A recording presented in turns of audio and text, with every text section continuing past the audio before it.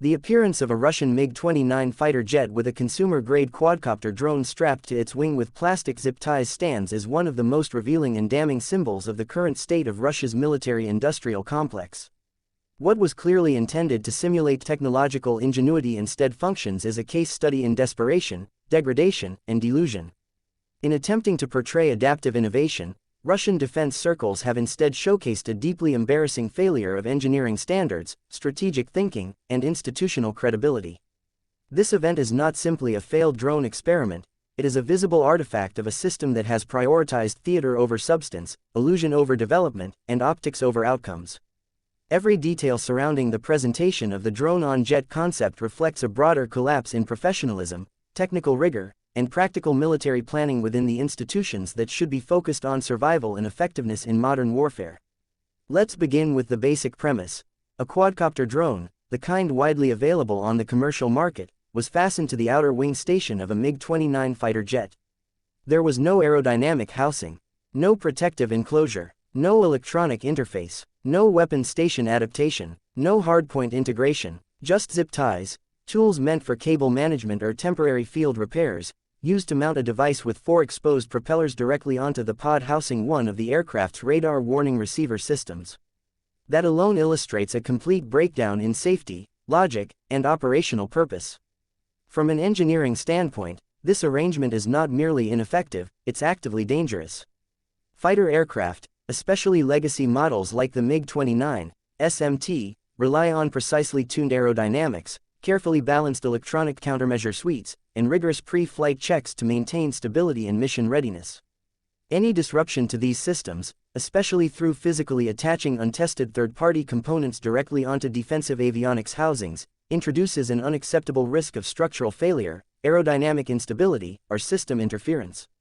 That this modification was not rejected outright by those involved, but instead celebrated in a public relations video, reveals that the threshold for acceptable risk in professional engineering has dropped precipitously.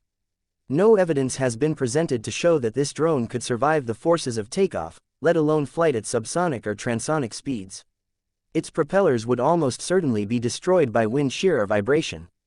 Its flight controller, designed for low-speed operation at low altitude, would fail under temperature and pressure conditions present even at medium altitudes. Its battery would likely detach or short-circuit.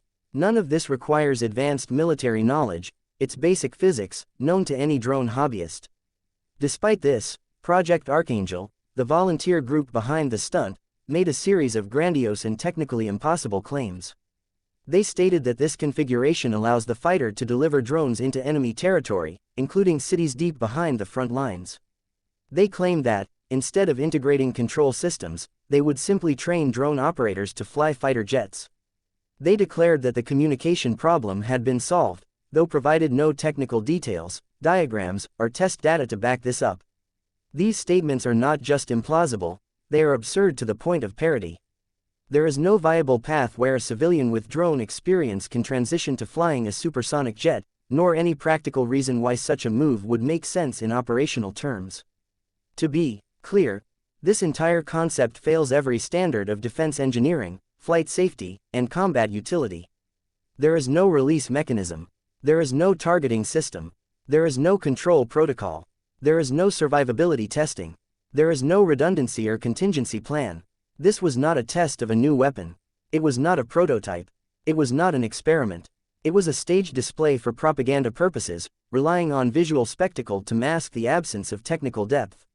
No competent aerospace engineer or combat pilot would accept this system as remotely functional, let alone deployable. The fact that it was shown publicly is not a sign of transparency, it is a sign that internal oversight has collapsed or been entirely bypassed in favor of spectacle.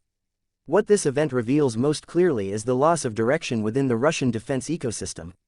Instead of addressing the real challenges posed by modern aerial combat, such as electronic warfare, real-time data networking, sensor fusion, and rapid drone deployment systems, resources and attention are being wasted on theatrics.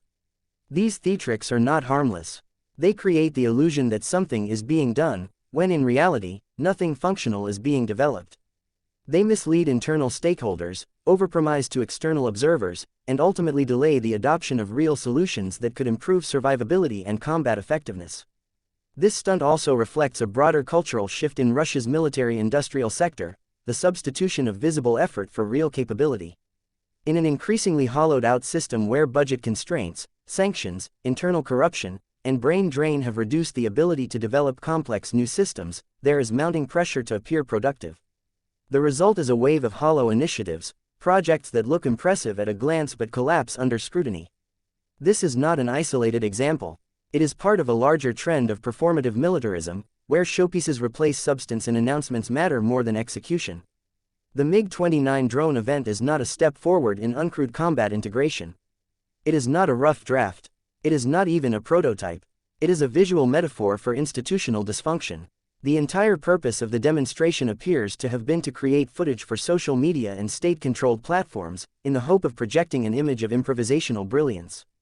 But what it actually shows is technical desperation, the inability to develop new systems through disciplined processes, the abandonment of safety and design principles, and the willingness to trade credibility for attention.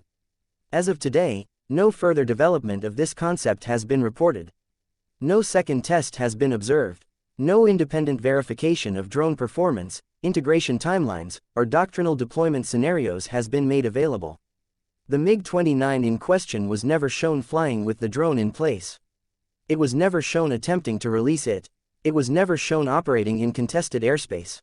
The entire operation, from concept to execution to public presentation, was devoid of real military or technological value.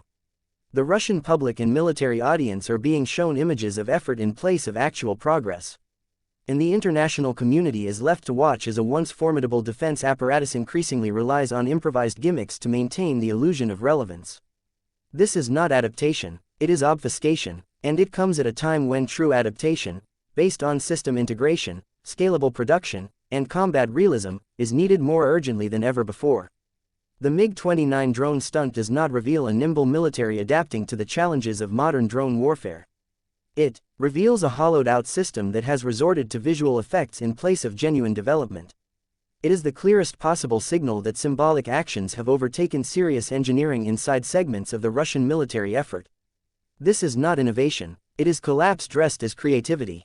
And in the long term, it only deepens the very vulnerabilities it was meant to obscure.